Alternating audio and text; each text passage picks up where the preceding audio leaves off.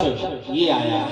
तो ये प्रजापतियों का स्वामी है। सब जितने प्रजापति लोग थे सब खड़े हो गए। ये देवता लोग, दो लोग सभा में नहीं खड़े हुए, एक ब्रह्मा जी और दूसरा भोलेनाथ। अच्छा, ब्रह्मा जी तो पिता हैं दक्ष के, तो बेटवा आवे तो बाप खड़ा हो जाए, ये कोई तरीका नहीं। इसलिए ब्रह्मा जी बैठे रहे। मेरा बेटा है, बड़ा साहब बन गया तो क्या हुआ। तो ब्रह्मा जी नहीं उठे, लेकिन शंकर जी भी बैठे रहे। और शंकर जी दामाद लगते हैं दक्ष, और दामाद बेटे के समान होता है, शिष्य जैसा होता है।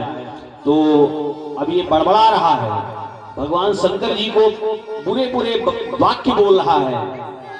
कहता है, पिताजी यानी ब्रह्मा जी, पिताजी तुम्हारे कहने से मैंने अपनी मृगलोचनी कन्या इसके साथ विवाह कर दिया।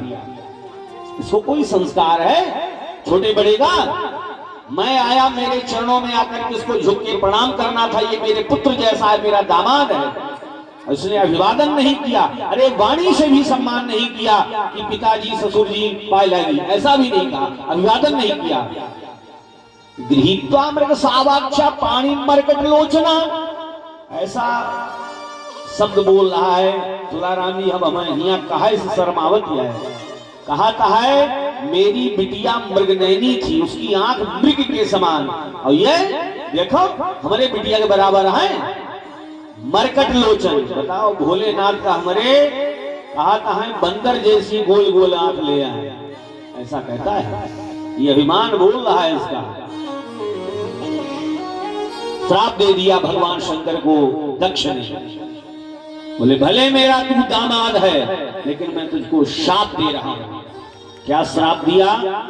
अयं तु देव यजना इंद्रोपेन्द्रादिभिर्भवः सहभागं न लभताम देवैर्देव गणाधमः। इसको किसने महादेव बना दिया? ये देवताओं में अधम है, प्रेतों के साथ, भूतों के साथ, पिशाचों के साथ में रहता है। ये इसके गण हैं। चिता की भस्म लगाता है, मुंडों की माला धारण करता है, इसमें कोई संस्कार है ही नहीं, ये अधम है। बताओ, महादेव कहता है अधम है। बोले इसको श्राप है, इंद्र उपेंद्र आदि देवताओं के साथ यज्ञ में अब इसको भाग नहीं दिया जाएगा, ये मेरा शाप है। तुलाराम जी वो सेवक ऐसा जो अपने स्वामी का अपमान सही। नंदीश्वर महाराज खड़े हो गए। नंदी महाराज ने कहा है, दक्ष तूने मेरे स्वामी को श्राप दे दिया, जा मैं तुझको श्राप दे रहा हूं। वस्त्र मुखा अचिरात, अति शीघ्र तेरा मुख बकरे का हो जाएगा, ये मेरा श्राप है। शंकर जी यहां कुछ नहीं बोल रहे हैं। तुलाराम जी शिक्षा है।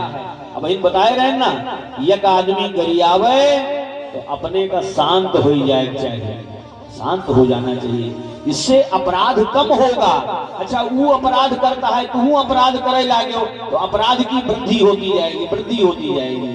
शंकर जी यहाँ कुछ नहीं बोल रहे हैं। अरे चाहते तो 2 मिनट में इसको भस्म कर देते, लेकिन शक्ति होते हुए भी शांत बैठे हुए हैं भोलेनाथ। बाद में सभा छोड़ के शंकर जी गणों को लेके चले गए यहाँ से। नंदी जी ने भले श्राप दिया, लेकिन शंकर जी ने कुछ नहीं कहा, कुछ नहीं बोले। यज्ञ होना बंद हो गया, क्योंकि शंकर जी को अब यज्ञ में भाग मिलेगा नहीं, इसलिए लोग यज्ञ करवाना ही बंद कर दिए। दक्ष ने कहा मैं यज्ञ करवाऊंगा, और देखता हूं कौन इसमें विघ्न डालता है। हरिद्वार कनखल में यज्ञ करवाया, 2 यज्ञ करवाए, वाजपेय यज्ञ और बृहस्पति 100 नाम का यज्ञ कराया। जितने देवी देवता हैं सबको बुलाया, यहां तक कि ब्रह्मा जी को बुलाया, विष्णु जी को बुलाया, केवल अपने दामाद और अपनी बेटी सती इनको न्योता नहीं दिया, निमंत्रण नहीं दिया। ये बैठाना है इसने। तो सब देवता और सबसे कह दिया कैलाश के ऊपर से अपना विमान लेके आना। तो सती ने पूछ लिया, स्वामी विमान सब कहाँ जा रहे हैं, ये देवियां सब कहाँ जा रही हैं? भोलेनाथ कहने लगे, देवी तुम्हारे पिता यज्ञ करवा रहे हैं, सब ये देवी देवता वहीं जा रहे हैं अपना यज्ञ भाग पाने के लिए। स्वामी, बिटिया बाप के यहाँ बिना बुलाए भी जा सकती है, तो मैं जाऊं, आप भी चलो, आपके भी तो पिता हैं। शंकर जी ने कहा हाँ, बिना बुलाए जाना चाहिए। एक पुत्री को अपने पिता के यहाँ बिना बुलाए जाना चाहिए, लेकिन वही पिता पुत्री को देख करके क्रोध करे तो ऐसे पिता के यहाँ भी नहीं जाना चाहिए। तुलाराम जी, आवत ही हर से नहीं नैनन नहीं स्नेह, और तुलसी तहा न जाइए चाहे कंचन बरसे में। नहीं जाना चाहिए, मत जाओ देवी। सती जी मानी नहीं है। भागवत में लिखा है कबो बाहर निकला थी, कबो अंदर आवत थी, बाग में लाल लाल आंखें करके शंकर जी को ऐसा लगता है भस्म कर देंगे, क्रोध में आ गई।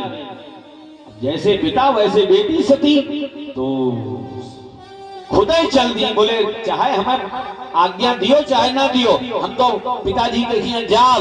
तो शंकर जी ने कहा तो जाओ तो जाओ, चल दी अकेले। तो नंदी महाराज को बुलाया, बोले सुनो, जाओ इनको विदा कराओ। और सती मैया तोता मैना पाले रही, शीशा उनके जो यहाँ भागवत में लिखा है दर्पण वगैरह ये सब दई दे हैं। कहा हुआ इशारा है ये अब जात तो है सती, लेकिन अब लौट के ना आई है।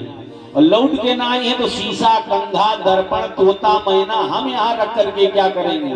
दे दो सती के साथ, सब चला जाएगा। सबके साथ विदा किया है और सब गणों के साथ बोले जाओ उनको भेज आओ हरिद्वार कनखल। जाके पहुंची हैं, अपनी महतारी प्रसूति से मिली। और 16 बहनें थी ना, यानी ये 15 बहनें भी आई थी तो सती उनसे भी मिली। अच्छा, बहनें हंसती हैं, इनके तो नौता ही नहीं रहा, ये कहां से आएंगे? लेकिन माँ माँ होती है। माँ प्रसूति ने गले से लगाया है अपनी बेटी को, और दक्ष ने जैसे देखा, अरे ये कहां से आ गई? सती भली पुत्री है लेकिन नाराज है। तो यज्ञशाला में गई है सती मैया, देखा जो देवता यहाँ यज्ञ में नहीं आए हैं उनको भी यज्ञ में बैठने का स्थान दिया गया है, यज्ञ में भाग दिया गया है, लेकिन शंकर जी का कहीं कोई भाग नहीं है। आजकल की बहन बेटी होती, बहू होती तो क्या कहती है, भले इनका कोनो यज्ञ में भाग ना मिले, क्योंकि वहां से नाराज होके आई है ना, तो पति को कुल्हाना देती कि ये है इसने, इनका खूब अपमान हुए।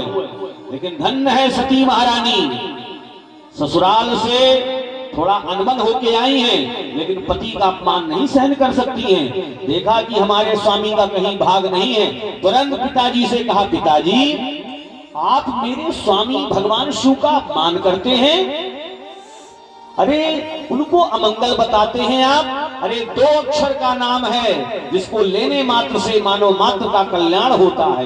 यज्ञक्षरम नाम गिरे रितम नाम सकृत प्रसंगा दगमासु हंत। तुलाराम जी बहुत अच्छी बात, शंकर जी का 2 अक्षर का नाम कहती है, लेने मात्र से सारे पाप नष्ट हो जाते हैं। और यज्ञ बाल ले लियो बस, सकृत एक बार, कौन नाम आए? शिव, या 2 अक्षर हर। इतनी महिमा है। तो आइए, इतनी महिमा है तो पंचाक्षरी मंत्र की बहुत